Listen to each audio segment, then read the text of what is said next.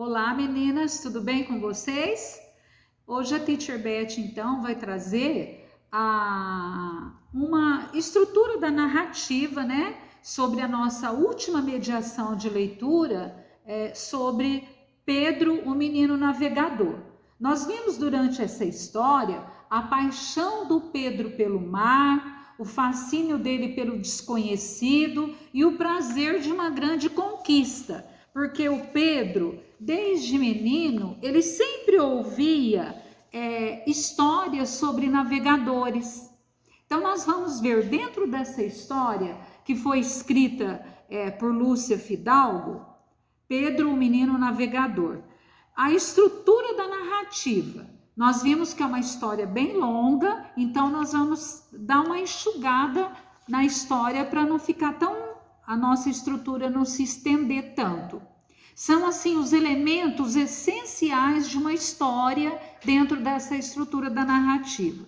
Então, a introdução, que nós podemos chamar do início da história, nós vimos que naqueles tempos os meninos já nasciam ouvindo histórias de navegadores, né? Que navegar para eles era assim uma aventura, navegar era tudo que eles queriam na vida, navegar saía da boca dos navegadores aqueles que conseguiriam voltar em terra firme, lógico, né? Havia muito comentário e o Pedro, ele cresceu com essa linha de pensamento de ser um navegador.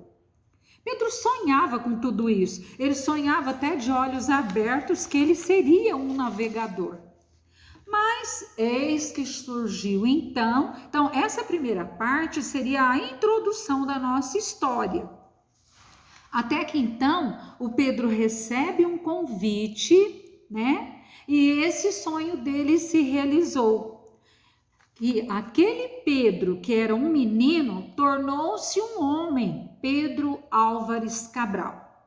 Aí então nós vamos entrar no clímax, naquela parte culminante da história, que é a viagem que o Pedro faz, né? Que ele enfrenta os mares bravos e calmos, cruzou outros mares, os navegadores conheciam os segredos do Atlântico, mas eles passavam todas as ideias para Pedro. Pedro sonhava muito, muito mesmo, até que ele encontrou terras firmes. Logo à vista, eles viram homens andando pela praia, homens nus, com os rostos pintados. Estes homens eram os índios.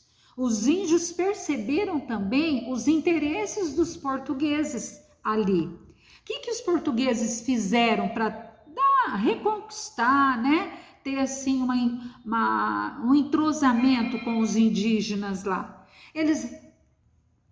Então eles rezaram missa, batizaram os índios, deram nomes às coisas, fizeram trocas, deixaram dúvidas e, por fim, eles achavam que com tudo isso eles iriam então conquistar o lugar deles. Mas o que acontece ainda? Pedro descobriu que aquela terra, ela já foi descoberta, ela já havia sido descoberta. A terra ali já tinha dono. Pediu então que o seu escrivão, o escrivão lá da frota, escrevesse as maravilhas da terra, tudo o que eles encontraram pelo caminho, as bravuras dos índios. Mas um dia eles voltaram ao mar e partiram para Portugal. Quando Pedro chegou em Portugal, ele achou que ele fosse ser recebido como um herói, mas foi tudo ao contrário. Quando Pedro chegou, o rei já sabia de toda a história, né? Ele nunca imaginou que ele poderia chegar ali e encontrar do jeito que ele encontrou, porque o que ele esperava do rei é de recebê-lo como um herói. Ele tinha sido descobridor de uma única descoberta que alguém já havia passado. Essa terra já havia recebido vários nomes.